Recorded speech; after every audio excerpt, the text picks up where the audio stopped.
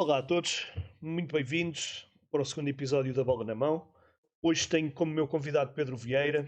Pedro Vieira, que neste momento é treinador do Homburg, se não me engano é assim que se diz, da, da quarta divisão alemã. Ahm, a sua experiência tem sido muito como treinador adjunto, mas ultimamente tem assumido um pouco mais o papel principal. E pronto, obrigado Pedro por teres aceito o convite. Olá Pedro, bom dia. Obrigado eu pelo convite. Aproveito já para te agradecer eh, estar aqui e poder partilhar um bocadinho da minha experiência e conversarmos aqui um bocadinho sobre esta modalidade que tanto nos apaixona, que é o handball. Muito bem, obrigado Pedro, obrigado eu por teres aceito. Portanto, sem mais demoras, vamos começar aqui a falar um bocadinho sobre ti. Portanto, para começar, podes contar-nos um pouco sobre a tua carreira no handball, tanto como jogador como, depois como treinador. Ou seja, como é que começaste no handball e o que é que te motivou depois a seguir a carreira de treinador? Olha, eu comecei no handball, se calhar como muitos jovens, a convite de um colega meu. A minha primeira modalidade foi a natação. Eu fui nadador no Futebol Clube do Porto até por volta dos meus 12, 13 anos. E dos 4 aos 12. E depois um colega de escola convidou-me, pá, venha. Eu sou de Samamed em Festa, eu estudava lá e ele convidou-me para ir experimentar a Académica de Samamed. E fui, e gostei. Por coincidência, acabei por ir para a baliza e gostei. E fiquei, fui ficando, fui treinando, comecei a jogar e pá, havia ali um grupo que ainda hoje mantenho muitas amizades daí. O grupo era muito, muito bom, fizemos alguns amigos, fui ficando, fui gostando, fui-me apaixonando cada vez mais. Ao fim de 2 anos, eu logo na primeira época, também devido talvez à minha envergadura, ao meu tamanho, cheguei a ter algumas participações na seleção regional do Porto, aquilo também me motivou, foi assim uma coisa, epá, fui selecionado. Ao fim de 2 anos fui para o Futebol Clube do Porto, fiz também passagem pelas seleções nacionais jovens até o sub-21 e, e pronto, foi assim o meu início. Depois, como sénior, joguei numa Macieira, Boa Vista, Académico do Porto e Ismael. Não, acabei por não fazer uma carreira, se calhar, ao nível daquilo que poderia ter perspectivado na minha formação, tendo formação, jogando sempre as competições principais, treinando muito e estando muito próximo da equipa principal do Porto na altura. Depois houve ali uma fase, estava no Boa Vista, na divisão da elite, portanto havia a liga profissional, a divisão da elite, as coisas também financeiramente, aquilo, Portugal, o handball tremeu ali um bocado e eu decidi abrandar um bocadinho a minha carreira desportiva e passar e dedicar-me mais aos estudos. Eu tinha falhado no terceiro ano da faculdade e, e pronto, e depois acabei de jogar. Eu fiz um ano em que estava na Associação do Porto e a jogar no Ismael. Depois, no ano a seguir, estava na Associação do Porto a jogar no Ismael na Seleção Nacional. Isto foi 2008, salvo erro, na época 2008, 2009. E no fim da época 2008, 2009, o Mats Olsen, que era o diretor e o coordenador das seleções na altura, disse: opá, estamos satisfeitos com o teu trabalho, gostávamos que continuasses, mas para nós é complicado tu ainda jogues, porque eu era. A verdade é que eu ia a todas as seleções. Desde os mais pequeninos, eu cheguei, por exemplo, a ser o selecionador, o treinador principal de uma seleção jovem numa participação, num estágio no Algarve, que inclusive fizemos alguns jogos com a Espanha, 3 jogos. Estava a seleção masculina e feminina com a Sandra Fernandes, de Madeira. E depois ia aos Juniors A, depois ia aos Juniors B e pronto. Cheguei a ir às seleções femininas também. A ideia do Mate era que as seleções tivessem um treinador de guarda-redes, portanto eu teria que ter muita disponibilidade. Pronto, e eu aceitei esse desafio. A vontade por ser treinador começou um bocadinho antes, mas aquilo que eu queria ser efetivamente era professor de educação física. Eu tive um professor na escola pronto, que me marcou pela positiva e eu gostava, eu sempre pratiquei desporto e foi aquilo que eu decidi seguir. A escola desiludiu-me bastante, tive uma má experiência, talvez, não com os alunos, mas com aquilo que é a organização da escola. algumas coisas que eu não gostei.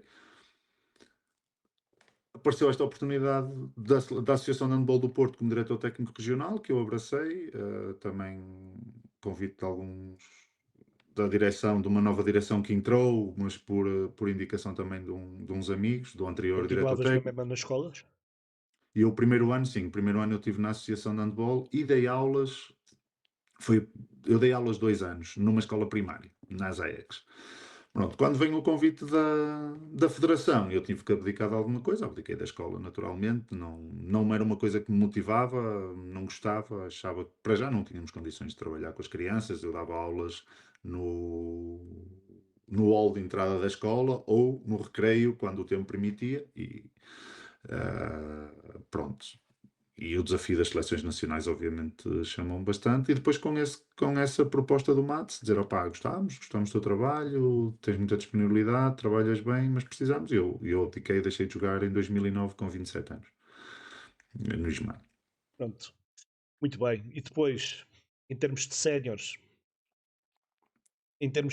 o que é que, para além das seleções, não é? Estás na seleção, em termos de séniores depois. Eu fui sempre treinador das seleções jovens, Ok. cheguei a fazer alguns estágios com a seleção à feminina, com o Duarte, o treinador também da Madeira. Cheguei a estar uma outra vez com a seleção masculina na altura do Mates, muito no início, para a gente acertar ali algumas linhas de trabalho.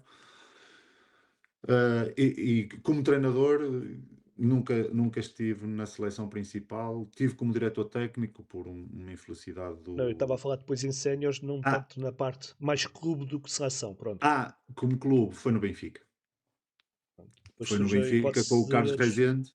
Em 2017, o Carlos, quando sai do ABC para o Benfica, convida-me para o acompanhar. Ele também queria um treinador de guarda-redes, alguém que pudesse trabalhar com ele. E foi aí que eu comecei a minha carreira como treinador sénior, de uma equipa sénior, ia trabalhar num clube. Portanto, tu segues o Carlos até ao Porto. Ele vai para Até o ao Porto, Gaia. né? Não, Até ao não, até Gaia. ao Gaia. Pronto. Sim, Sim. mas depois já não vais Eu para o Porto, estou. é isso que eu queria dizer. Não, não, não. Aliás, a última época do Carlos, no Gaia, e eu já não estou no Gaia. Ah, Foi quando, entretanto, surgiu a oportunidade de vir para a Suíça. E De era aí que eu ia dirigir. puxar agora. Eu ia puxar. Portanto, como é que surge essa oportunidade e depois como é que foi um pouco o processo de adaptação a. Porque acaba por ser tudo novo, não é? Sim, País novo. sim. É um país novo, é uma língua nova e muito difícil. Exato. Mas basicamente surgiu Foste, assim. Portanto, desculpa, foste com algum objetivo, tipo, sim, por exemplo, há muita sim. gente que vai com um Eu vim, objetivo para aprender, para. eu vim com um objetivo claro, a minha ida para a Suíça. Apesar de ter trabalhado desde 2008 a 2020, na verdade foi 2019, porque veio o Covid e eu em 2020 nem chegámos a ter estágios. O último estágio que tivemos foi em dezembro de 2019, com a seleção.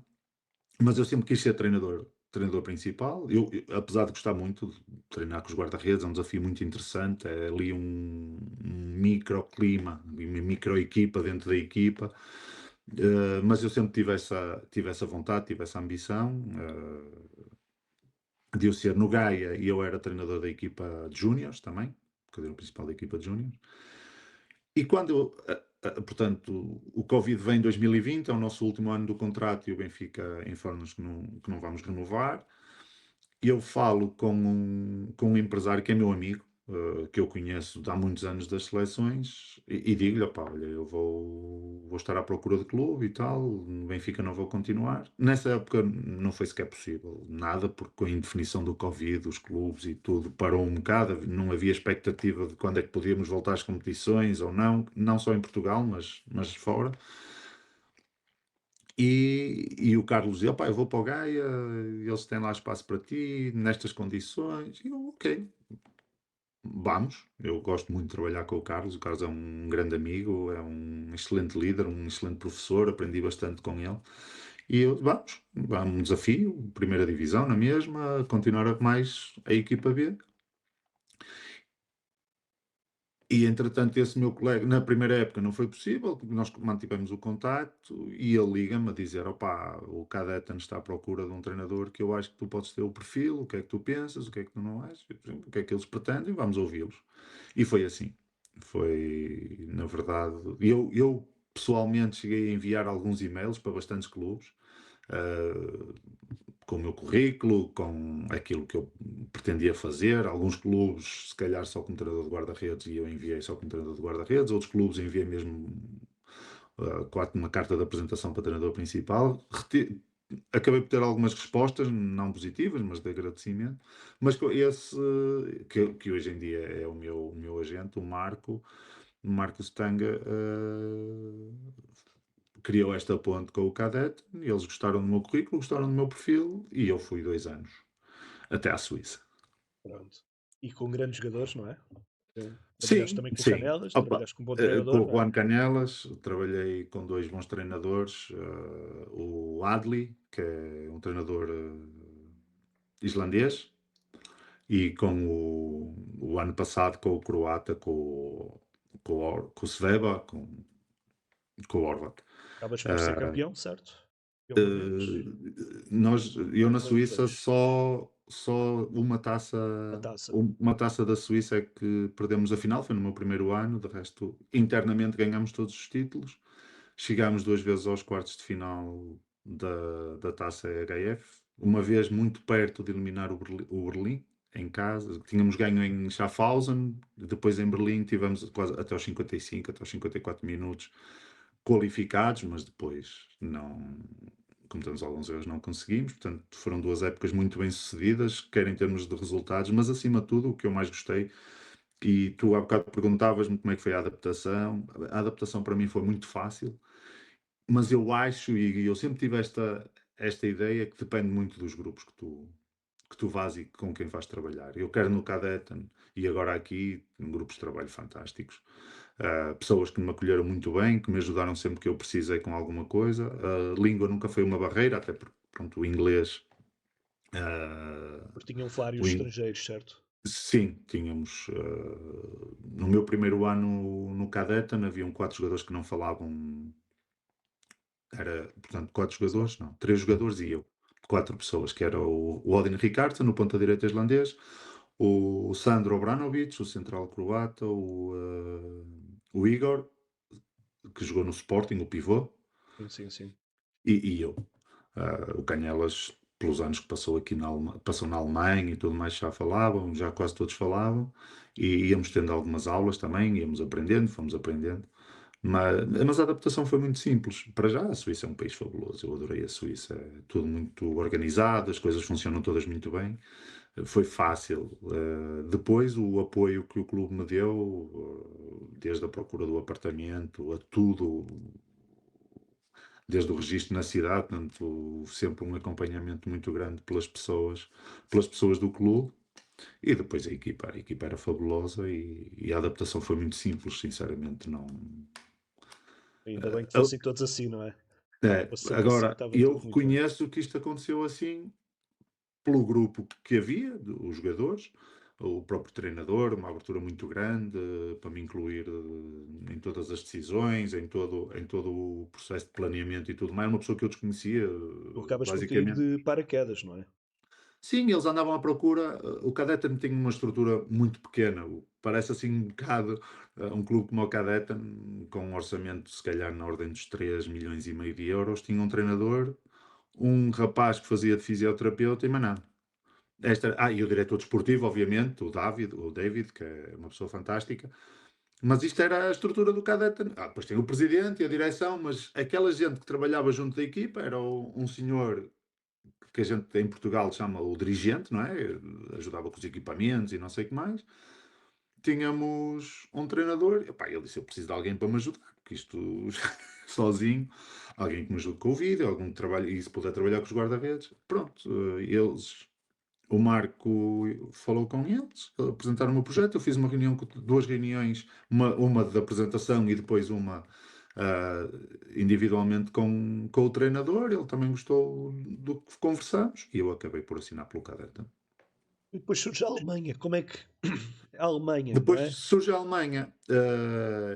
É engraçado, os dois treinadores com quem eu trabalhei na Suíça sempre perguntaram porque é que eu não fazia a passagem para treinador principal, porque eles olhavam para mim e da forma como eu falava E eles diziam: "Pá, tu és um treinador, ok, tens a especificidade, podes trabalhar com os guarda-redes, tens esse conhecimento, mas tu, da forma como vês o jogo e tudo mais, eu vejo, olho para ti, já pensaste nisso?" E eu disse: "Esse foi exatamente o objetivo que me trouxe aqui, foi dar um passo para fora de Portugal, que era uma ambição também minha, trabalhar no estrangeiro, conhecer outra realidade, passar pelas dificuldades do que é estar fora do meu país.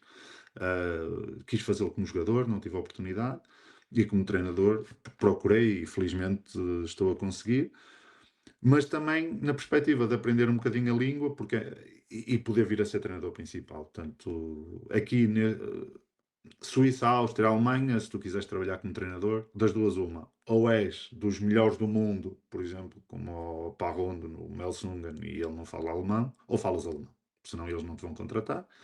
Aliás, mesmo na Suíça, esse era uma das premissas, era que eu aprendesse e começasse a falar a língua, porque eles querem que a língua oficial dentro da equipa seja o alemão. E, e depois dar esse salto para treinador principal. Eles no Cadetten estavam ali um bocado na dúvida do que é que iriam fazer, e eu com o Marcos, opá, vamos ver o que é que existe, procuras, mas não já na perspectiva de ser já o treinador principal, pelas questões da língua e tudo mais. Até que surge aqui a oportunidade do Homburg. E eles tinham algum jogador português, tinham dois jogadores portugueses, o Nuno Ok. Rebelo e o Joel Ribeiro, que O Rebelo. entretanto o Nuno Rebelo é um O canhoto do Nuno, Nuno, sim. ABC de Braga. Sim, sim, já sei, já sei. Então, Pronto, eu conhecia os dois das seleções nacionais também. Uh, Pronto, e começámos a falar aqui com o Homburg, o que é que eles pretendiam, com o treinador e tudo mais. E eles pediram-me que eu fizesse um plano de jogo, um documento com aquilo, o que é que eu entendia do handball, qual era, que era a minha filosofia para eles verem. E pronto, e acabei por antecipar e apanhar a oportunidade de apesar de vir para uma liga que poderia, na altura poderia ser a terceira ou a quarta, porque não estava definida que eles iriam descer de divisão. Acabei por dar esse passo e vir aqui como treinador principal. Os dois jogadores portugueses que estavam cá o ano passado não estão. mas ele está a fazer uma O, grande época o na Joel Polónia. está a fazer, o Joel está a fazer uma época fantástica na Polónia. Tem O que Joel é trabalhar. meu professor de alemão. Ah, é? É, Tenho o trabalhado, Joel tenho trabalhado a Liga Polaca na parte é. das análises e tenho Ah, calhado muitos jogos do Calice ok. tenho O seguido. Joel Por isso é que eu estou está. a dizer que sei que ele está a fazer uma grande época Sim, porque sim, sim, sim. Ele está-lhe a correr muito bem. Portanto, ele, como é meu professor de alemão, pelo menos esta semana passada e esta semana não conseguimos ter aula, mas normalmente uma vez por semana temos aula, às vezes duas, e as coisas estão-lhe a correr bem. O Nuno, pá, acabou por mudar aqui para um adversário nosso, para o Iltal. O clube não queria continuar com ele e eu ainda tentei que ele ficasse, mas pronto, não foi possível. E consegui trazer também três portugueses que foram posições que nos foram desaparecendo. E temos o José Rezende, o José Batista e o Evaldo Almeida. exatamente. Muito contente por eles, principalmente o José Batista. Não eu conheço por ter jogado contra ele, mas conheço bem o José Rezende Sim, e o Evaldo e fico muito contente por as coisas estarem a correr bem a vocês.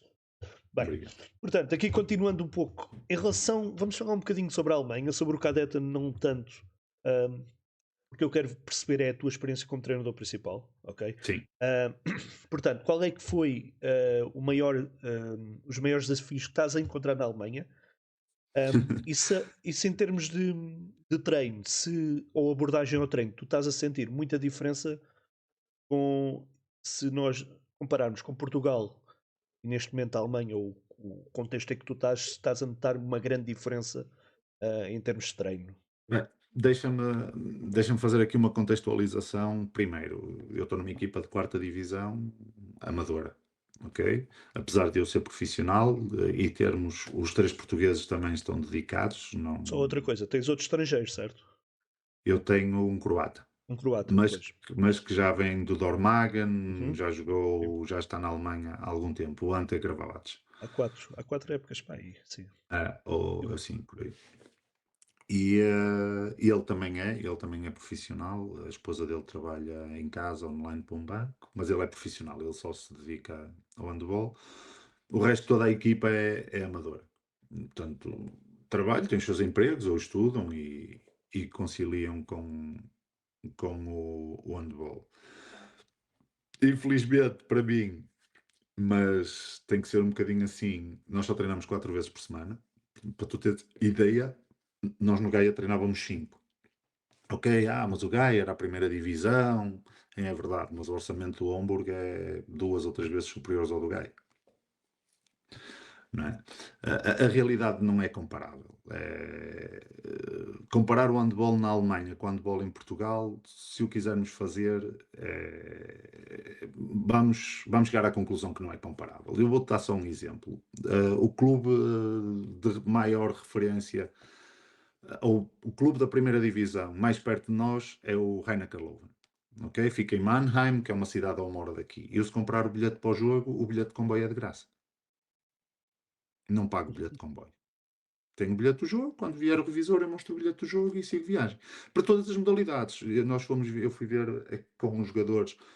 Kaiserslautern é a cidade de 30 km daqui. Fomos ver o Kaiserslautern no futebol, eles estão na segunda divisão. Igual. Temos o bilhete do jogo, não pagamos o comboio. E tu vês o comboio cheio de crianças, gente que vai. Mas é uma Famílias. coisa inacreditável. As pessoas vão, pá, não pagam. Por exemplo, a forma como as pessoas vivem aqui o desporto é muito diferente. Pá, a primeira divisão alemã é uma coisa inacreditável. O Dragan Jerkovic, o treinador, o ex-guarda-redes do Porto, que agora é o treinador de guarda-redes do Rhein-Neckar-Löwen, eu estive a falar um bocado com ele antes do jogo e pá, se calhar vou ver o teu jogo, se puder, gente, para dar um abraço. E ele disse: pá, anda, porreiro, pá, não vai estar muita gente, se calhar vamos ter cerca de 5 ou 6 mil pessoas. Porque foi um jogo a uma quarta. Eles normalmente jogam à quinta-feira. Isso é um bocado chato para mim, porque à quinta-feira temos treino. Aquilo foi numa altura ainda de pré-época, ou acho que foi o fim de semana antes de começarmos a época e eu consegui ver o jogo. Foi um sábado. Não, foi uma segunda-feira. E nós, como tínhamos tido o jogo sábado e domingo de preparação, segunda-feira acabámos por ter livre.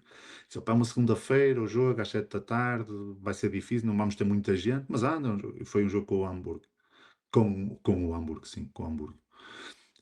Pronto, para ele 6 mil pessoas no pavilhão era pouca gente. Pois, É muito difícil. Em termos de treino, pá, a minha realidade, nós não treinamos nem mais nem melhor do que aquilo que treinamos em Portugal, ok? Acredito que depois as condições, por exemplo, de uma segunda divisão, já nem vou falar seja completamente diferente. Já na terceira divisão, alguns clubes são profissionais, porque tu, quando queres dar o salto da terceira para a segunda divisão, aqueles clubes de topo da terceira já são profissionais. Já têm uma estrutura muito profissionalizada, já estamos a falar de investimentos de 2, 3 milhões de euros. mesmo os clubes que descem divisão, da segunda para a terceira, mantêm. Sim, muitos Sim, mantêm muitos porque deles querem, mantêm, não é? querem, querem voltar, sim. E tens que ser, porque apesar da terceira divisão, por exemplo, a nossa equipa o ano passado jogava a terceira divisão, eles subiram há 2 anos, o ano passado jogaram a terceira divisão e era amadora na mesma. Mas tu, de um ano para o outro, não podes dar o salto para a segunda porque tu precisas de construir uma equipa, senão, por exemplo, o Constance não estava tão bem preparado e este ano a segunda divisão para eles está a ser Pois. péssima, não é? Eles estão em último, E com na muitas primeira dificuldades. também podes ver o Potsdam este ano, não é? Potsdam Sim, que subiu a época sim, passada com sim. um grande apoio do Berlim, não é? Mas Com os jogadores do Berlim. O West Ham é uma equipa diferente. O West Ham é a equipa B do Berlim, Pois é isso que eu estava a dizer. não é? Ou seja, o West Ham, tu na Alemanha, as equipas B dos clubes da Primeira Liga não podem estar na segunda. Eles estão Não na podem estar na terceira. segunda? Não, Ah, é? não. Eles estão na terceira. Por exemplo, a equipa B do Rhein-Neckar-Löwen joga a terceira divisão, a equipa B do Gummersbach, eles jogam a terceira liga, na região deles. E o que existe é um acordo com clubes da segunda divisão. Epá, e depois aqui na Alemanha, eles permitem, se o clube estiver na segunda divisão, um jogador pode jogar no West Ham e jogar no Berlim. Ok? Há esse acordo, isso está escrito, isso faz parte dos Sim, isso regulamentos fazia da, muita, desculpa, da, fazia da muita Bundesliga. confusão na IHF o ano passado, em que o Sim, Berlim utilizava muitos jogadores principalmente o central número 10, o Yeah, Maxime, sim. utilizavam muito na IHF. Mas o que é isto? Do- Depois fui é, pesquisar, não é? Fui ler e depois lá está como Por se. exemplo, a Suíça também tem essa filosofia. Os jogadores, desde que não estejam na mesma competição, eles podem jogar em clubes diferentes. Pronto, que foi uma das discussões este ano, o que é que ia acontecer se eles subissem de divisão. Aí a equipa teve que ser estanque. Não pode haver partilha de jogadores, obviamente, estão a jogar a mesma competição, mas estando na segunda divisão, então o que é que os clubes fazem? Têm uma equipa B, onde têm jogadores sub-23, e depois têm alguns clubes, ou um clube normalmente, com quem têm algum acordo, como esta que nós estamos aqui a falar, em que aqueles jogadores que já estão mais evoluídos e precisam de uma competição melhor que a terceira liga vão jogar ali e às vezes podem vir jogar à primeira equipa se for necessário por lesão ou porque ele merece, ou depois é a Uhum. decisão de quem faz isso. Aqui isso é permitido, não há qualquer problema. Em Portugal também temos um caso assim, não é? Que é o Não, em Marítimo e Portugal, o Académico. em Portugal tentou-se fazer isso com os clubes satélite, só que a diferença é que vamos ver a realidade da Alemanha. Uma divisão, duas divisões com 18 equipas. Salvo erro, a segunda divisão também tem 18 equipas. Uma Uhum. terceira divisão com 4 séries, de cerca de 16 equipas. Há uma pode ter 15, uma pode ter 17. E depois, não sei, eu não sei, mas são para aí 16 ou 12 séries de quarta divisão com também 14 ou 15 equipas. Quer dizer, isto nós em Portugal dizemos, em cada cidadezinha em Portugal há uma igreja, um café e um campo de futebol. Aqui há uma igreja, um café e uma equipa de handball também. Percebes? Portanto, é uma dimensão tão grande, pá, que em Portugal é difícil de haver esta cooperação.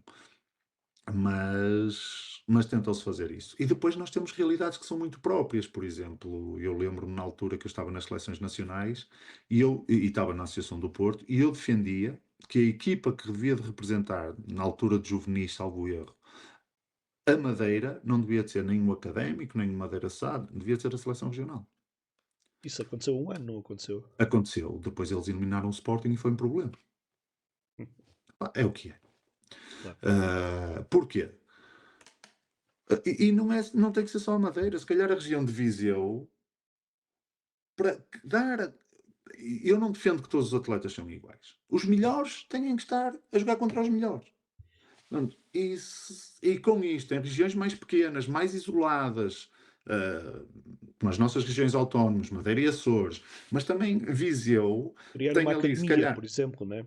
epá, a sua seleção regional, por isso, então, Ou isso. participem, façam as competições, façam os apuramentos e depois, na altura, isso era possível porque antes da fase final havia uma fase de apuramento, participem com essa equipa para que Uhum. os melhores jogadores possam competição. O que é que acontece? Bem, o Académico de Funchal, mas o melhor jogador do Marítimo, o melhor jogador do Levado, ou do que é que seja, não vai participar.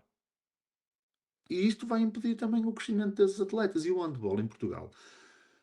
Nós não temos assim tantos atletas para que os nossos melhores não estejam nestes momentos. Ok? Ah, se nós Aliás, olharmos. eu tenho uma opinião muito particular, que é, eu acho que, por exemplo, o campeonato juvenil está muito fraco porque os melhores estão a jogar nos Júniores Séniores B, não é? Estão aqui a queimar um bocadinho Mas as isso não taças. tem problema Mas é nenhum. uma opinião. Porquê? Porque eles são os melhores e estão a jogar. Ver as coisas não pela idade do atleta, mas pelo nível de competência do atleta. Ok? Pá, porque é que o Kiko Costa há de jogar nos Júniors? Porquê? O que Sentido. é que ele vai lá fazer? Perder tempo. É, é que são duas coisas. Ao Kiko não lhe acrescenta muito, acrescenta sempre porque é um momento para ele sempre de prazer, porque ele adora handball. E o que é que vai? Ele vai aglutinar o jogo todo nele, os outros não vão crescer, porque qualquer dificuldade o Kiko resolve. Portanto, isso não é necessariamente mau, apesar da competição poder ser um bocadinho mais fraca, mas está nivelada. Eu vejo a situação das equipas B e tudo mais de uma forma muito interessante, e os melhores jogadores devem competir no melhor nível de exigência para eles. Eu recordo-me aqui, e aqui há uns anos, nós tínhamos o campeonato Next 21. E se calhar nunca ninguém se preocupou, porque é que na altura a Federação, eu ainda não estava na Federação quando isto foi criado, entrei pouco depois, porque é que isto foi criado?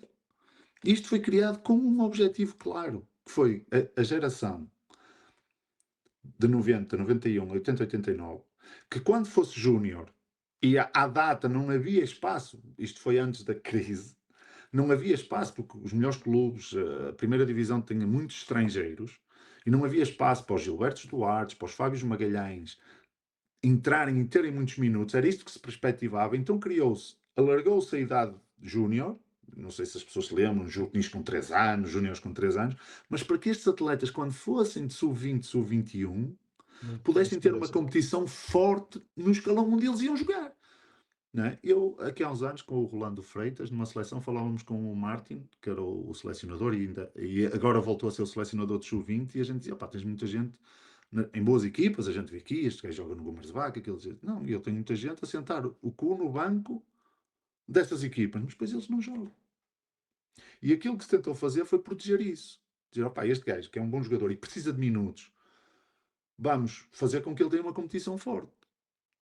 Apesar de ser uma competição de sub-21, mas se os melhores jogadores de sub-21 estiverem lá, uma competição forte.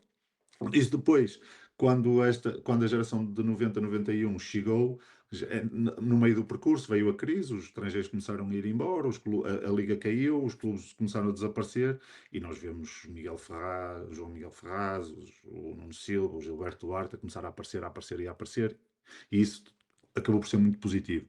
Mas este foi o objetivo. Portanto, o jogador deve sempre jogar no nível competitivo que ele está preparado para jogar, que não seja nem demasiado exigente, nem demasiado fácil, sempre com um Mas, bocadinho de exigência para o crescimento, para promover o crescimento. mas não achas que isso acaba por. E muitas vezes os treinadores fazem más interpretações disso, más interpretações ou más avaliações, porque isto não é só, ok, o gajo é muito bom, vou metê-lo lá. Isto, porque ele não pode passar processos, não é? Ele não pode Não, saltar tem que etapas. haver, tem que haver E, critérios que estejam definidos. Por exemplo, nós no Cadetem tínhamos um ponta esquerda que o miúdo é uma maravilha. Pá, só que ele tem 17 anos e é assim. O gajo é assim, opá, ele tecnicamente, na ponta, ele até está preparado. Mas a primeira vez que um gajo lhe mete a mão em cima, ele vai ter uma lesão grave. Então o que é que foi feito? Foi feito um trabalho de base, ele continua a jogar na equipa B e na sua equipa de júniores, e um trabalho de base para o desenvolver fisicamente, e ele agora fez há dias os primeiros jogos pelo cadete, marcou um golo, eu vou seguindo, o Julian, mas é um atleta que tem uma habilidade natural, ele faz coisas que não ele, por exemplo, o Odin é um jogador muito, pá, tem finalizações que não lembra a ninguém, e ele consegue, é o único jogador do cadete, dos séniores, que consegue imitá-lo. Portanto, ele tem esse talento natural.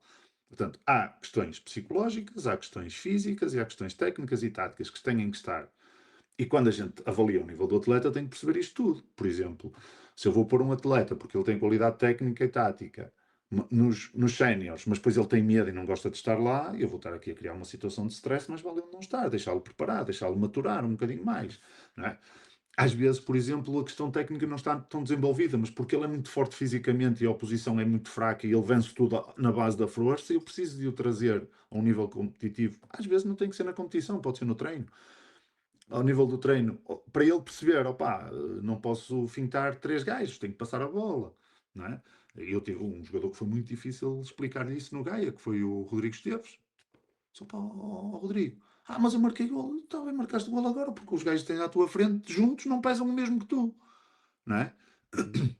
E, portanto, às vezes as coisas são importantes para o crescimento dele. Agora, obviamente, como tu dizes e bem, não é saltar etapas, não é pôr agora aqui um miúdo só porque é muito grande, agora vai para os séniores. Não, ele tem que estar sabes que isso preparado é muito que para isso, eu sinto muito para isso essa cá exigência. em Portugal, e sinto muito isso que é, tenta-se passar etapas e depois muitas vezes destruímos o próprio Não. jogador, destruímos a própria Ah, equipa, destruímos a própria competição, não é? E isso acaba, pá, pronto, não são se pode, críticas. não se podem formar atletas na base da pressão não. Eles têm que ter o seu tempo. Agora, quando eles estão lá, também precisam das suas oportunidades, não é? Porque senão chegam ali e depois a gente diz: "Epá, este atleta era tão bom, depois chegou aqui e nunca cresceu". Pois, nunca lhe foi dada a oportunidade para ele jogar a um nível diferente, melhor e continuar o crescimento. Portanto, o atleta não vai evoluir se o seu nível competitivo e de treino estagnar.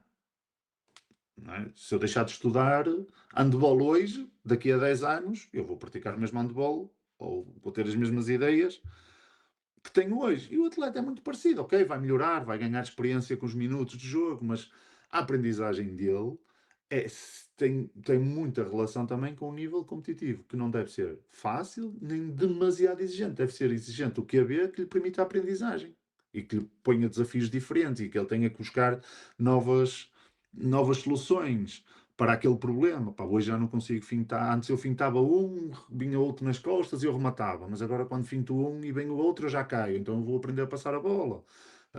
O ponta, quando salta, antigamente era fácil. Eu metia sempre a bola em cima no largo. Pá, agora os guarda-redes são mais altos. Eu tenho que procurar outros remates. Tenho que aprender a rematar em queda. Portanto, os guarda-redes igual. Chegando, eu, por exemplo, os guarda-redes, a gente fala que eles maturam mais tarde e não sei o que mais. A verdade é que, por exemplo, nas fases iniciais, quando o atleta tem 20 anos, às vezes, ele tem que jogar muito, ele tem é que treinar bem.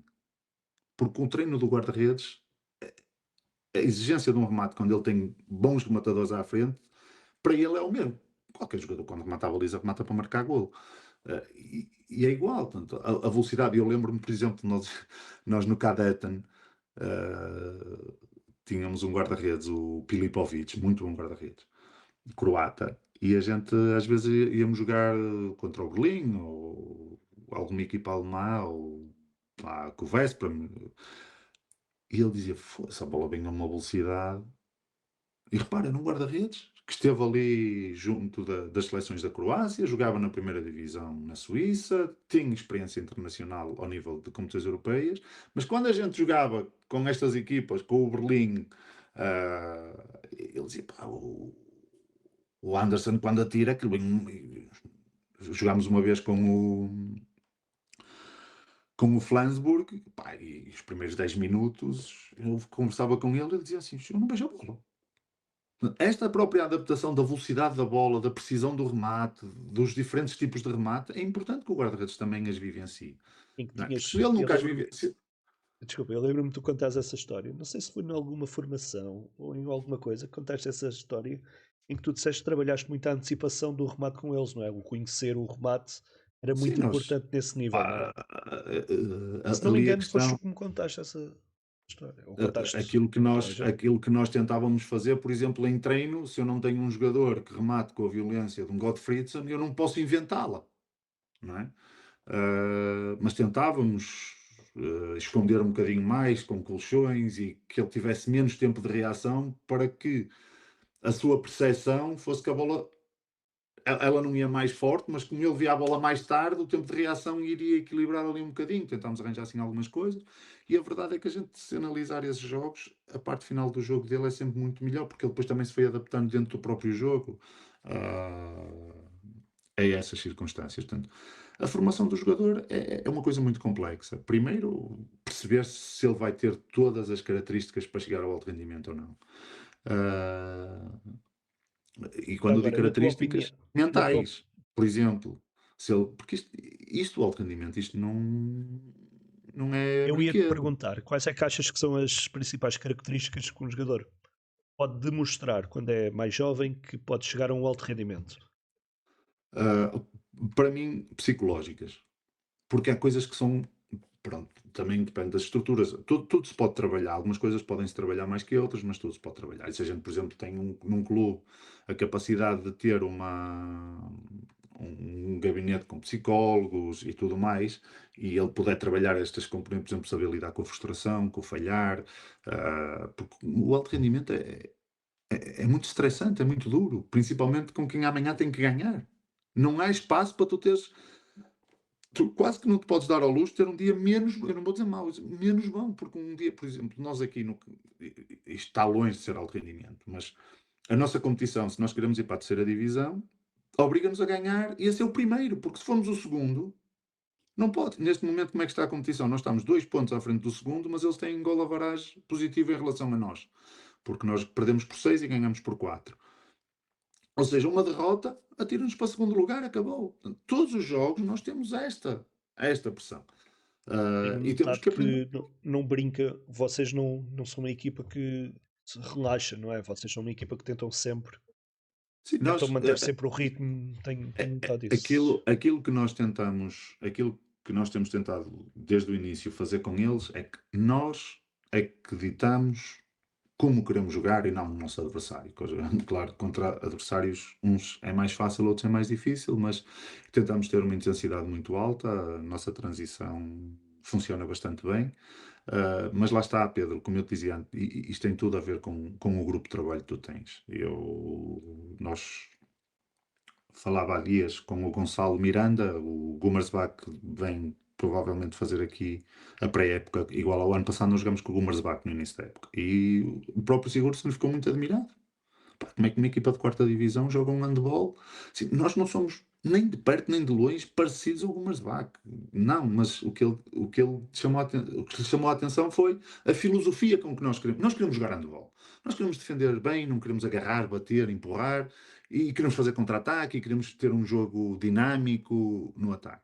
Pá, isso é possível porque, por exemplo, nós treinamos ao sábado de manhã quando jogamos ao domingo. E ele ligou-me e eu disse: "Epá, desculpa, estava no treino." "Estavas no treino?" Né?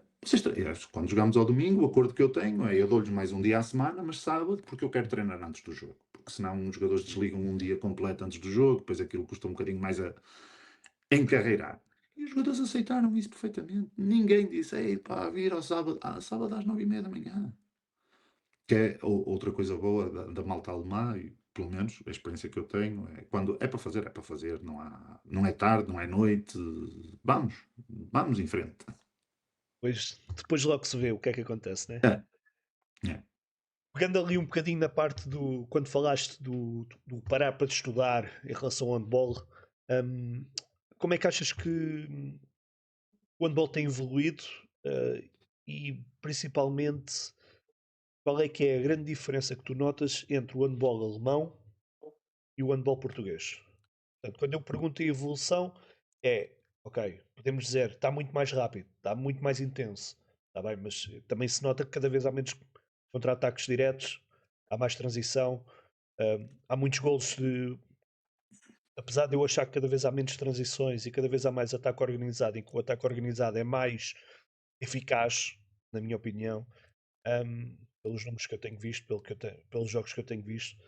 Um, Portanto, o que é que tu notas do que tens estudado e do que tens visto, não é? E da tua experiência. E depois é qual é Olha, que é a grande diferença que tu notas entre o handball português e o handball e o alemão? alemão, pronto. Ah, a primeira, a evolução da modalidade. A evolução da modalidade, como natural, ela acontece em duas circunstâncias diferentes. Uma tem a ver com a regulamentação, por exemplo, a reposição de bola rápida, que antes tinhas que calcar a linha e agora tens um círculo, é muito mais fácil. Antigamente havia muitos impedimentos. Epá, não, o pé não está na linha. Agora tu estás dentro de um círculo, podes andar, podes. Isso pode acelerar um bocadinho o Mas não te jogo. esqueças que Mas se passas a linha a repor a bola é falta e perdes a posse de bola, né? está bem, mas tu tens Mas, um esse, círculo com. mas é Tu um tens um círculo, círculo não é com um. 4 metros e não tens uma linha. Mas tens sempre Antigamente aqueles jogadores que vão ao limite, não é? tens. E que saem e que às vezes nem estão lá dentro. Isso é verdade. Opa, as coisas também têm que haver um equilíbrio. Claro que Portanto, há sim, uma questão claro de que sim. regulamentação. E depois o outro lado é a evolução técnica e tática, defensiva e ofensiva do próprio jogador. Não é? Neste momento, eu acho que assistimos a uma evolução em que as duas linhas estão muito, muito próximas. O que é que eu quero? Deixa-me tentar explicar. Por exemplo, os ataques são mais eficazes. Sabes porquê? Ou a minha opinião, sabes? A minha opinião qual é? Há muito menos remates atrás dos 9 metros.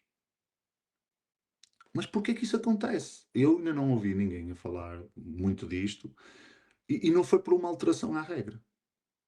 Foi por uma orientação diferente àquilo que tem vindo a acontecer. Vamos olhar há 10 anos atrás. O que é que acontecia em termos disciplinares? 3 amarelos, 2 minutos a seguir. Os amarelos acabaram. Essa é uma das diferenças. Aqui na Alemanha ainda não acabaram. Ainda se vai vendo um amarelo ou outro. Nas divisões mais baixas, mais amarelos. Às vezes, na segunda parte, pode estar um jogador a levar amarelo.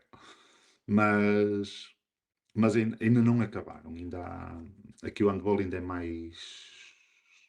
O contacto ainda é mais permitido. Um bocadinho, não só aqui em Portugal, mas um bocadinho porque quando jogamos as competições europeias nós sentimos isso. Ah, que é esta questão, por exemplo, como é que o Gitzel podia ser o melhor jogador do mundo há 10 anos atrás se o primeiro ataque que ele fizesse alguém lhe ia dar um banano na cabeça e ele levar cartão amarelo? E ele não ia atacar mais, porque, percebes? E por isso é que eu digo, a evolução do próprio jogador, a capacidade de finta, de recursos de remate, o número de fintas, a decisão e esta possibilidade de jogar em proximidade para que isso aconteça, foi permitido porque a própria regra, houve uma orientação da Federação Internacional e também depois da Federação Europeia aqui no que a Europa diz respeito, que devia de ser mais, a atuação disciplinar devia de ser mais rígida, em contactos na cara, o próprio agarrar, não é? E por isso é que eu acho que já não há assim tantos mais golos, mas mesmo o número de não havendo tantos golos em transições, mantém-se um número alto, quer porque os jogadores rematam em zonas mais eficazes do campo, não é? E quer o ataque consegue encontrar soluções mais rápido, o ataque organizado acaba por ser um bocadinho diminuído. Isso também foi uma tentativa com a questão do passivo e dos 6 passes e dos 4 passes, de aumentar o ritmo do ataque organizado, porque na verdade no handball o espetáculo é o golo, como em qualquer modalidade esportiva, não é? É pontuar, é cortar a meta, não é passar a bola para a esquerda e para a direita, não é? E Por eu acaso, acho que desculpa, que estavas esta a falar adequação. disso e. Desculpa, Pedro, é só para aqui. Estavas a falar disso e eu até estava aqui a pensar que, mesmo em termos físicos, não é? Os jogadores estão muito com uma envergadura maior, não é? No geral, desenvolve-se muito mais fisicamente os jogadores neste momento do que há 10 anos atrás. E os Portugal. golos estão a aparecer muito mais nos 6 metros, que era o que tu estavas a dizer. Era só para É, uma é. curiosidade que eu tenho pensado nisso. E. A filosofia do trabalho de força tem-se alterado. Antigamente nós queríamos jogadores grandes, fortes, com força. Nós agora queremos jogadores rápidos e com uma capacidade de produzir força num curto espaço de tempo. Portanto, havia jogadores que eram fabulosos antigamente. E porquê? Porque tinham muita força, atiravam com muita força e se calhar hoje iriam ter muita dificuldade em jogar. Assim como há jogadores hoje, pela sua mobilidade e capacidade explosiva, Martim Costa, Kiko Costa, João Gomes, por exemplo, que há 10 anos não conseguiriam jogar. Ok?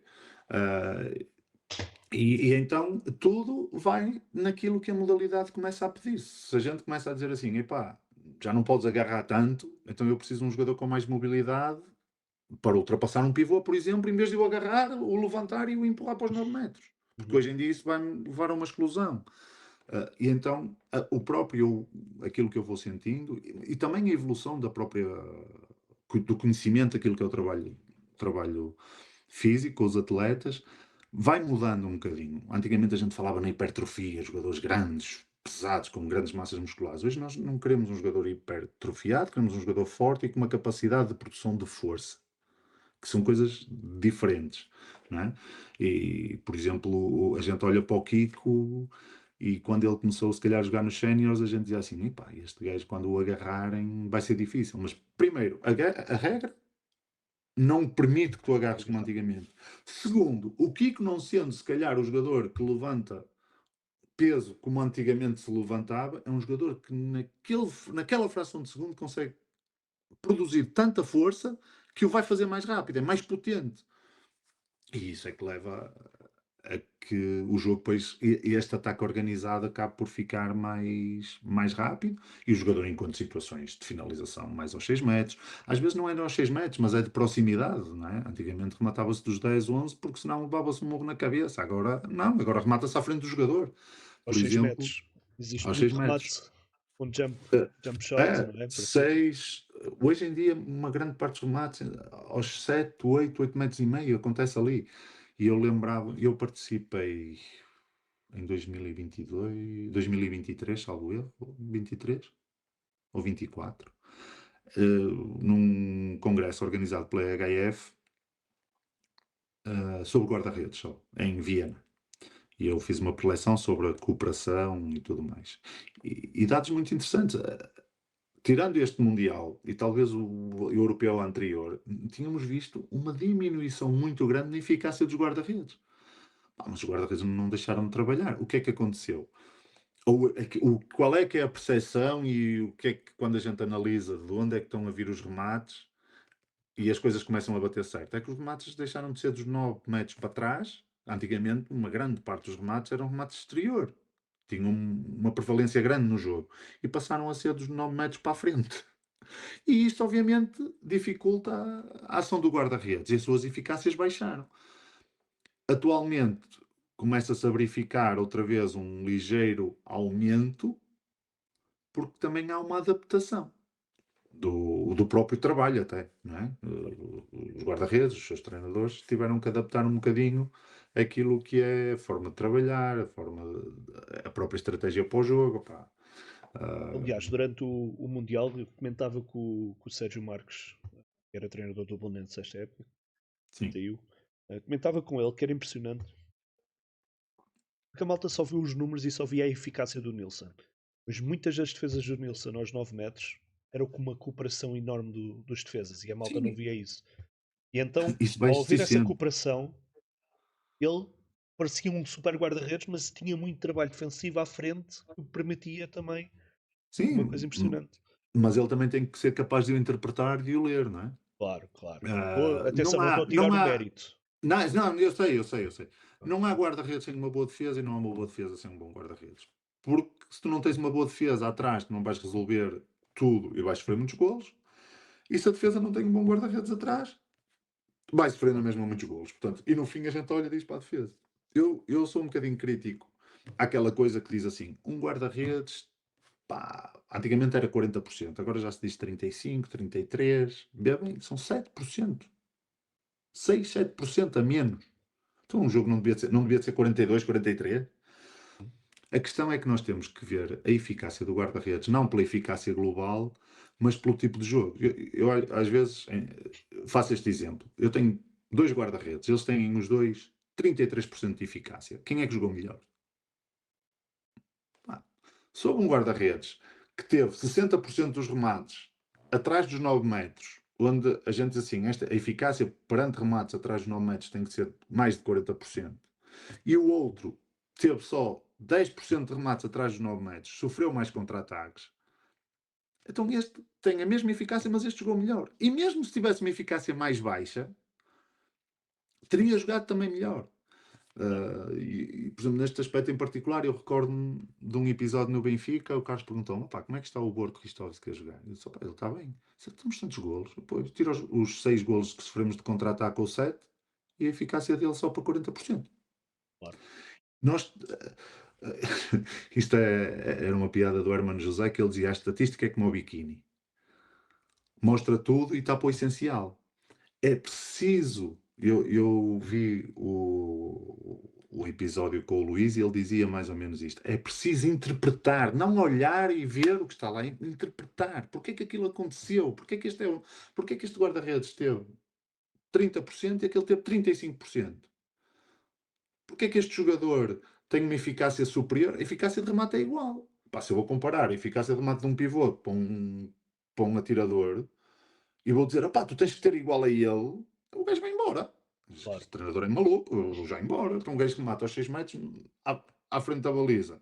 E eu às vezes remato com um gajo pendurado e com dois gajos a fazer bloco e ele quer que a eficácia seja igual. Não, é? Portanto, Não, isso pegando não aqui um acontece. bocadinho nisto, tu imagina quando eras treinador adjunto e estavas a fazer a parte estatística de guarda, se fizesse a parte estatística de guarda-redes, atenção, eu não sei, em princípio devias fazer, não estavas com guarda-redes, devias fazer. Tu, para dar algum feedback ou para analisar o teu guarda-redes, tu tiravas sempre, por exemplo, bolas de contra-ataque. E Não, para eu não tirar a tirava bolas eficácia. de contra-ataque, mas eu durante o jogo, os apontamentos que eu fazia, eu sabia qual era a eficácia dele nos 9 metros, dos extremos, dos pivôs, remates em penetração e contra-ataques. Sim, mas eu estou a E nós perguntar, por tínhamos. exemplo, para tomar decisão se estava a jogar bem ou mal, então os contra-ataques acabavam por não ser assim uma Não, grande. não são decisivos. Eu tenho sempre. Isto não tem só a ver com os guarda-redes. Eu, hoje, sendo treinador principal, faço a mesma coisa com os jogadores de campo. Há duas formas de eu tirar um jogador em campo. Por exemplo, o guarda-redes, ao fim de 15 minutos, sofreu 10 golos, não tem nenhuma defesa, e eu vou tirá-lo, independentemente se foram 8 golos de contra-ataque ou não. Porquê? Porque para um guarda-redes, ou se um jogador. Cada golo é mais ou menos difícil de defender, cada remate e que a gente sofre golo é sempre algo que nos deixa um bocadinho. Às vezes é bom, olha, vem cá fora, respira aqui um bocadinho, a gente vê se a troca funcionar, mantém-vamos, não vais outra vez lá para dentro. Portanto, há esta que não é ele que está a jogar mal, não cometeu erro nenhum, não há ali um erro de análise, mas pá, o pivô tem não sei quantos 7 metros, não sei quantos remates do pivô, o ponta está a rematar com 4 metros de ângulo, está a ser um jogo difícil. E o jogador, quando está a ser um jogo difícil, também perde um bocadinho de autoconfiança, fica um bocadinho, a gente às vezes, o guarda-redes começa a defender e fica grande, mas também quando não defende fica pequenino. Pronto, esta era uma forma, proteger um bocadinho o guarda-redes, trazê-lo ao banco e tudo mais. Outra forma é, efetivamente, quando há erros. Não é? E aqui é fácil de analisar, a gente quando faz o vídeo, quando pá, vamos, se este jogador faz esta trajetória e a gente sabe que ele vai rematar ali, ou vamos tentar condicionar o remate desta ou daquela maneira com o bloco e ele não está a cumprir, ou está a tomar más decisões na baliza, pronto, aí é ele que não está a jogar bem e também trocamos. Mas não é só por uma questão estatística, às vezes Sim, é claro, errar. mas estou. O Carlos tinha uma expressão, e eu uso. Pá, um jogador falhou os 2 primeiros remates. Se marcar os 8 remates a seguir, faz 8 em 10. E 80% de eficácia é bom. Mas eu, ao fim de 2 remates, podia tirá-lo do jogo porque o gajo falhou 2 remates. Não é? Por exemplo, um pivô. Pá, o gajo falhou 2 remates seguidos, foi bem, não está a jogar bem e não sei o que mais. E ele a seguir, se eu lhe der Portanto, substituir só pela estatística pode ser complicado. Por exemplo, já aconteceu eu tirar jogadores do campo pela sua expressão. Porque eu percebi que aquela falha que ele cometeu, ou que às vezes não é uma. Pá, o guarda-redes fez uma grande defesa, não foste tu que falhaste um Mas remate, mexo ou. com ele. Não é? E eu olho e vejo que a expressão corporal dele, ombros baixados, cabeça em baixo, vem a correr a abanar a cabeça. Eu disse: Ok, este gajo precisa descansar, porque se cometer um erro agora na defesa, ou se cometer um erro a seguir no ataque, ele vai morrer para o jogo. E se Claro. calhar vou demorar 2 semanas para o recuperar. Portanto, há várias coisas, sei lá, e também acontece de gente às vezes se enganar e tirar o jogador errado no tempo errado. Tudo Ou deixar acontece, não é? ficar lá o jogador errado durante mais tempo que o que devia, mas Mas é eh, como eu costumo dizer, também só falha quem lá está, não é? Portanto, mas a dis estatística, diz, por exemplo, eu durante o jogo não tenho estatística nenhuma, não, estás exposto. né. Em relação à tua experiência, achas que foi porque muita gente, nós quando somos jovens, não é? Nós queremos logo ser treinador principal e, se possível, treinar logo séniores e mas pronto, lá está, a mentalidade portuguesa acho que está assim um pouco. Valoriza-se muito mais um treinador de séniores do que um treinador de formação. Eu acho que é completamente, devia de ser ao contrário, estamos um bocado invertidos. Tu achas que a tua, para tentar perceber aqui, achas que a tua experiência como treinador adjunto te deu muito mais, deu-te muito mais capacidade agora de ter sucesso como treinador principal do que se não tivesse sido? Não sei se faço entender a minha pergunta. Sim, Achas que opá, foi importante a passagem eu como acho que foi adjunto? importante, mas não diria que seja decisiva para o sucesso e que se eu não fosse treinador adjunto não teria sucesso. O que eu acho é que eu sou muito autocrítico, eu, por exemplo, já aconteceu várias vezes esta época dizer, opá, este gol a culpa é minha, porque eu chamei o gajo na altura em que o adversário direto dele tinha a bola. Por exemplo, no último jogo eu pus um gajo a mais dentro de campo, não percebi que o guarda-redes não tinha saído numa explosão e devia ter percebido, ou devia ter verificado ali em situações. Portanto, agora, qual é que eu acho que foi a mais-valia de eu ter sido, não só ser sido treinador adjunto, mas ter a felicidade de ter trabalhado com muito bons treinadores? Bons treinadores, bons homens e bons líderes, não é? E aprendi muito com estes, Rolando Freitas, Sandra Fernandes, Mats Olsen, Luís Monteiro, Nuno Santos, Carlos Rezende, portanto, pá, e outros, não disse, e posso me esquecer, às vezes é complicado quando a gente enumera e depois vai se esquecer de alguém, e se eu me esqueci eu peço desculpa, mas foram pessoas com estilos de liderança diferentes, com filosofias e formas de ver o handball também diferentes, mas que eu bebi daquela água e foram gente, e a gente, pelo menos eu considero muito competente. Do melhor que eu tenho visto, e por exemplo, o Paulo Jorge Pereira, ah, quando conversamos e falamos com outros treinadores também consagrados, eu digo assim: opá, não há aqui uma grande diferença. Às vezes a questão é mesmo a oportunidade, é que tu estás no sítio certo, na hora certa e queres agarrar essa oportunidade. Não teres medo ou não dizer, epá, não, eu estou aqui bem. Se calhar eu, por exemplo, em vez de vir para a Suíça, eu podia ter dito, ok, o Gaia não me permite ser profissional, eu vou trabalhar num engenheiro, eu tenho licenciatura em Educação Física, tenho uma pós-graduação em Gestão de Desporto, poderia ter ido, pá, vou tentar ir para um ginásio e depois, se calhar, passar para a área da administração ou gerir uma instalação desportiva, tentar candidatar-me numa Câmara Municipal. Pá, não. Zonas de conforto, né? Ao fim e ao cabo. Um bocadinho mais. Não, vamos, não é? Mas sem dúvida que isto foi uma mais-valia. Paulo Fidalgo, pá, gente quem eu tive a oportunidade de ver trabalhar, de ver liderar, de como é que corrigimos, quais são as preocupações, de conversar como é que o handball está a evoluir, o que é preciso, pá, ver, claro, pronto, o Carlos foi a pessoa, se calhar, que mais recentemente eu trabalhei com muita intensidade, foram 5 anos num registro de clube, diário, e a gente às vezes arranjava maneira de ao fim de semana ainda estar junto para falar de handball, mas, mas tudo isto tem uma influência na minha forma de treinar, de perceber o handball. E paralelamente, obviamente, eu quando vejo um jogo de handball, às vezes vejo só por prazer, chego aqui a casa, um jogo da Liga Alemã, nem percebo muito bem o que é que está a acontecer, estou só a ver o jogo. Mas É a só para maior ouvir parte o das... barulho. É, mas por exemplo, quando vou ao pavilhão gosto de assistir ao jogo, não gosto de estar lá preocupado se o pivô se desmarcou. Gosto de ver o jogo, gosto de ver tudo o que é envolvente ao jogo. Os adeptos, quando é que eles aplaudem, assobiam, o porquê. Gosto de ver os bancos, eu gosto muito de ver a reação, como é que o treinador reage, o que é que acontece depois do time-out, por exemplo. Em que momentos é que o treinador pede o time-out? Às vezes eu cheguei a perguntar isto, porquê é que pedes time-out? Pronto, são momentos importantes do jogo, não é? Eu vou pedir um time-out aos 29 ou aos 27 da segunda parte. Em que Se momento? calhar, se calhar eu vou esperar para perder aos 29 e para pedir o time-out aos 29 e aos 27 minutos, tipo uma falha grave no ataque, uma falha técnica, e perdi o jogo ali. Depois aos 29 o time-out já não vai fazer grande Aliás, diferença. Na Alemanha é muito raro. Portanto, não, dizer muito raro é a quantidade de jogos que eu vejo. É mesmo, ainda são muitos jogos muito poucos jogos com um time-out no último minuto, não é? É muito pouco. É porque às vezes eu tenho uma das coisas que eu tento é perceber os momentos do jogo. Para mim o jogo não se decide no fim, a primeira bola do jogo pode decidir o jogo. Até pela própria motivação, autoconfiança dos jogadores, traz aquele ânimo ou não. E às vezes, por exemplo, já como treinador adjunto, eu às vezes estava no banco e dizia assim: opá, vai esperar mais pelo time-out, mete já.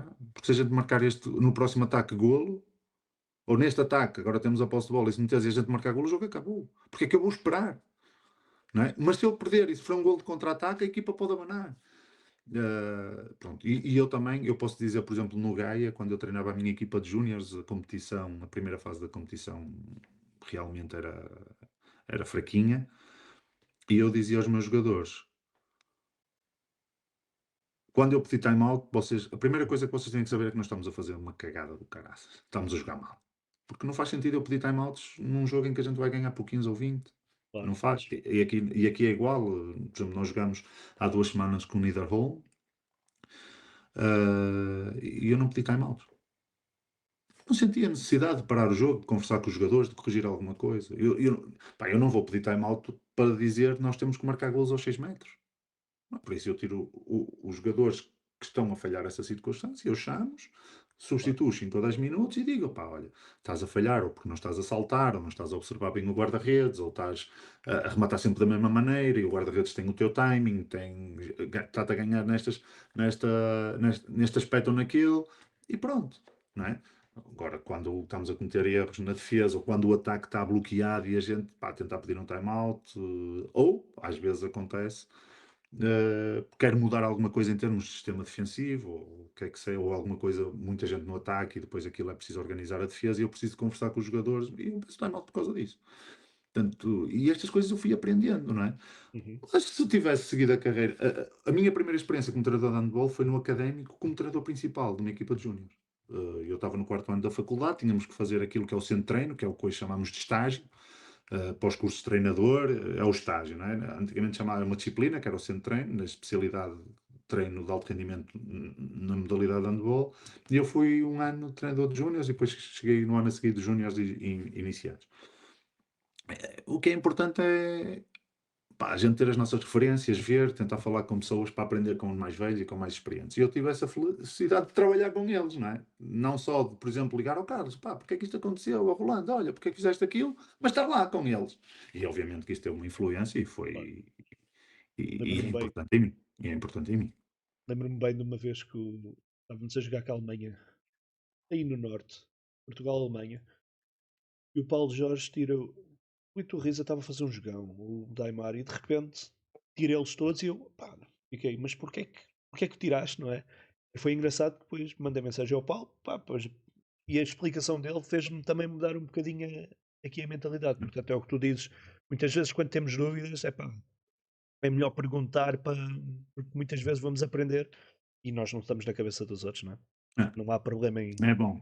É uma das coisas boas de conversar com outros e questionar. Pá, É um dos o que é objetivos de eu que fazer este podcast, é isto mesmo, é eu falar com pessoas que têm outras experiências, também sim, para passar para os outros, não é? Pronto, é mais nesse sentido. Por isso é que eu partilha. pergunto esta parte do treinador adjunto, porque foi o que eu te disse, muitos de nós ia ser adjunto, ia ser isto, muitos de nós jovens, pronto, ia Não ser, pá, foi. eu Eu acho acredito que que não tenha sido decisiva, porque eu gosto de estudar, eu gosto muito de handball. Aliás, eu confidenciei, os dois treinadores com quem eu trabalhei achavam que eu tinha competência para ser. O Horvath dizia muitas vezes: "Pá, procura, se não ficares aqui, procura como treinador principal, tu tens competências, tu percebes do jogo." Eu dava treinos no Cadeta. uhum, Nos 2 anos em que estive lá, olha, faz. Ou momentos do treino, era eu que dava os momentos, preparava. alguns momentos do treino. O treinador dizia-me: "Pá, prepara, eu preciso que faças aqui alguns exercícios de tática individual, ofensiva, ou para a defesa, alguma coisa. Tens aqui 20, 30, 40 minutos." Ah, e portanto, porque eles sentiam que eu era capaz de o fazer, e também eu também foi uma coisa que eu fiz, não é? Não, eu nunca Claro, fui exclusivamente, claro, claro. sempre quis. Há pessoas que sim, que gostam e querem, e eu, aliás, a minha vinda era estar ali 2 anos na Suíça, talvez um bocadinho mais, e depois as pessoas aqui nestas regiões começarem a me conhecer e eu ter a oportunidade de ser treinador principal. Este é o principal objetivo da minha saída. Quando eu saí, era isso que eu tinha em mente. Já sou treinador principal e agora continuamos a ambição de ser treinador principal na terceira, na segunda. É continuar a subir, é isso mesmo que a gente quer. Pá, Bem, não sei onde estamos é a. que vou chegar, mas o mais Hás de lá longe que eu chegar, conseguir. hás de lá chegar. O mais longe que eu Portanto, puder, eu vou chegar. exatamente. É como diz o outro, desde que haja trabalho, o resto tudo se faz, né? Portanto, estamos agora a ir para a fase final aqui do podcast 2, do episódio 2. Vamos aqui a umas perguntas rápidas, portanto, faça a pergunta, respondes rápido, pouco, sem pensar muito, ok? Portanto, vamos lá então sobre a primeira pergunta. Qual é o teu jogador de handball favorito? Andrés Wolf. Que treinador tens como referência? Epá, isso agora tramaste-me. Tenho bastantes, mas eu vou dizer o Carlos Rezende. Qual é a tua defesa Tenho preferida? alguns. Diz, A diz. minha? Tenho alguns, mas aquele que tem mais impacto em mim é o Carlos Rezende. A tua defesa preferida? 5-1. Movimentação tática ofensiva que mais gostas? Tomada de decisão do jogador. Sabe que ias dizer um cruzamento central pivô. Não. Eu Estou a gosto de. brincar. Nós temos algumas ações que eu chamo de início, mas aquilo que nós pretendemos é, por exemplo, a seguir a uma permuta, a seguir a uma entrada do ponta. O que é que vem a seguir?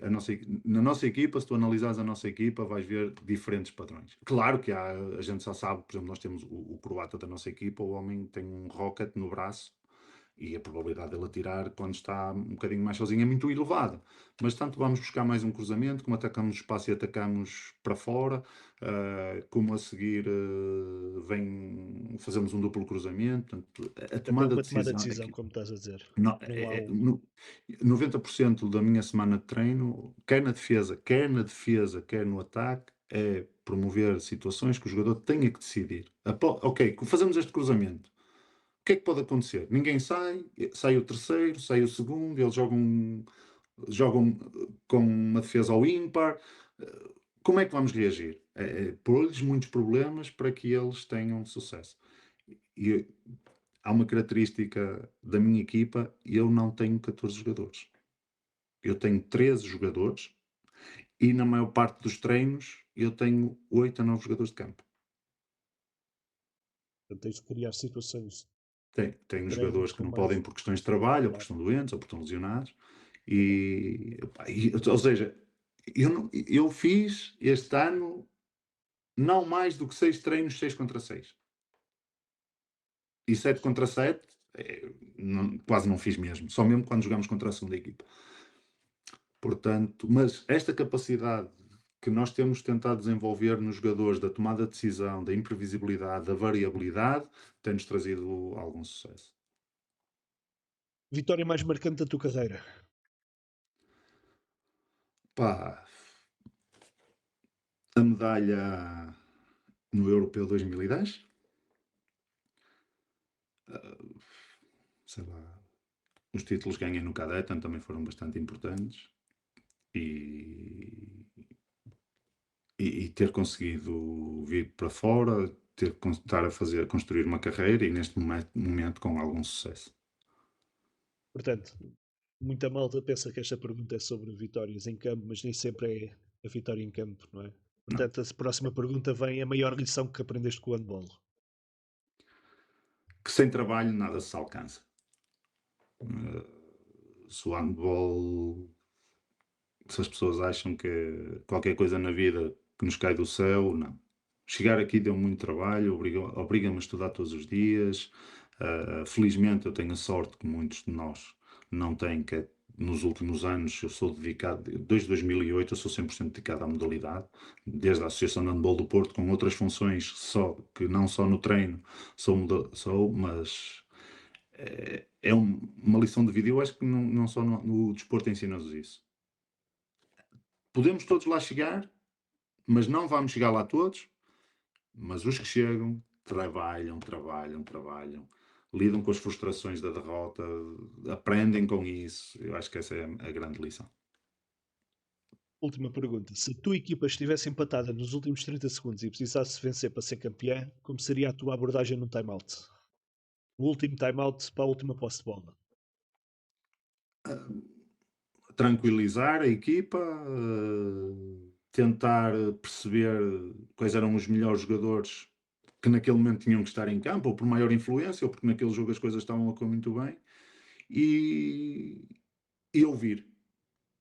Ok. E ouvir. Porque às vezes nós de fora vemos umas coisas, mas quem está lá dentro, a gente, vamos atacar aquele jogador, mas às vezes o jogador diz assim: opá, olha que o gajo hoje está mais difícil, eu prefiro aquele. Ouvir. E cada vez se vê E mais isso, não é? ouvir. Eu, Muito bem. às vezes, eu falo de 3 coisas. Ai, malta, temos que fazer mais isto, temos que ser um bocado mais agressivos. O que é que fazemos agora no ataque? E eu não digo nada. E eles fazem, porque eles é que sentem. Ouvir. Muito bem. Portanto, obrigado. Vamos aqui às conclusões. Portanto, mensagem final. Portanto, qual é que é a tua mensagem que gostarias de deixar a quem nos está a ouvir?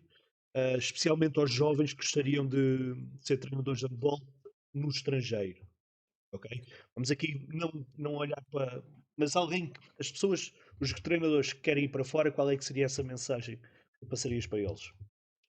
Opa, que se atirem de cabeça, que se atirem, pá, que se atirem, mas de uma forma consciente. Procurem, por exemplo, se têm um convite de uma equipa ou possibilidade de ir trabalhar para uma equipa, perceber como é que é o grupo, perceber como é que é a estrutura, se é um bom grupo, se não é. Mas que vão. Não se retraiam, aproveitem a oportunidade, porque é uma aprendizagem fantástica. E no fim, Não há que ter medo, porque se as coisas não correrem bem, e esta foi a minha perspectiva, pá, se eu chegar ali e ao fim de um ano os gajos me despediram, eu volto para casa. A minha família estará lá, eu serei bem recebido na mesma, e a Exato. minha vida irá continuar. Se correr bem, opá, estou a viver o meu sonho, por exemplo, eu hoje estou a viver o meu sonho, amanhã acontece qualquer coisa, eu tenho que regressar a Respeitar. casa, não é? Portanto, mas vão, é um mundo, opá, há várias maneiras de o fazer. Arrisquem um ano, falar com um treinador, olha, posso-te acompanhar durante 6 meses, durante 3 meses, para tentar perceber o que é trabalhar com uma equipa profissional. O nosso fisioterapeuta daqui teve uma semana no Gummersbach, por exemplo. Eu, pá, tu conheces, eu gostava. Ok, eu falei com o Gonçalo. Portanto, vão, falem com. Pá, há vários treinadores neste momento têm experiência internacional. Paulo Jorge Pereira, o Luís Cruz, o Farelo, ah, o Ricardo que está em Inglaterra, e falem com eles, opá, como é que é o ambiente, o que é preciso, o que é que te preocupa mais, e façam, planeiem e vão. É isso mesmo. É não. Se começas a pensar muito. Não, não, não, não, não, Não, não dá. Se não eu dá, pensasse muito, o que é que exatamente. estava aqui a fazer? Porque é que eu vou para a Suíça sozinho? Se posso ser treinador em Portugal, opá, ok, não vou ganhar muito dinheiro, mas eu também posso trabalhar e ganhar o meu dinheiro Claro, como 99% dos treinadores em Portugal e ter uma vida feliz perto da minha família, não é? Não, pá, porque não é isso ir? mesmo. Isso Né? mesmo, Pedro. Pronto, olha. Obrigadinho por este bocadinho. Foi 1 hora e 16 minutos de muita aprendizagem. Acredito que quem vai ouvir este podcast que vai aprender certamente sobre o que é trabalhar no estrangeiro, vai aprender contigo muito. E sei, e obrigado por teres aceito o convite. É sempre um prazer falar contigo. E pronto, não sei se queres dizer mais alguma coisa da tua parte. Agradecer-te o convite para participar no teu no podcast, desejar-te maior das sortes e felicidades para este projeto, porque acho que é alguma coisa boa e positiva para o handball, porque vai fazer pessoas falar e ouvir acerca de handball. Para mim foi um gosto muito grande partilhar as minhas ideias, que não há coisas certas ou erradas, é assim que eu penso, é assim que eu vejo as coisas. E, pá, e esperar que muita gente possa ir vendo e acompanhando este podcast, e que se fale muito de handball cada vez mais em Portugal. Felizmente estamos na moda de cima, e temos que continuar assim. E só com pessoas a falar e a discutir a modalidade é que é possível. É isso mesmo. Muito obrigado, Pedro, mais uma vez. E obrigado a ti que ouviste o podcast. Ficamos aqui, grande surpresa para o terceiro episódio. Malta da formação, que trabalha com formação, estejam atentos porque o terceiro episódio vai dar que falar, tá? Então vá, muito obrigado e até à próxima.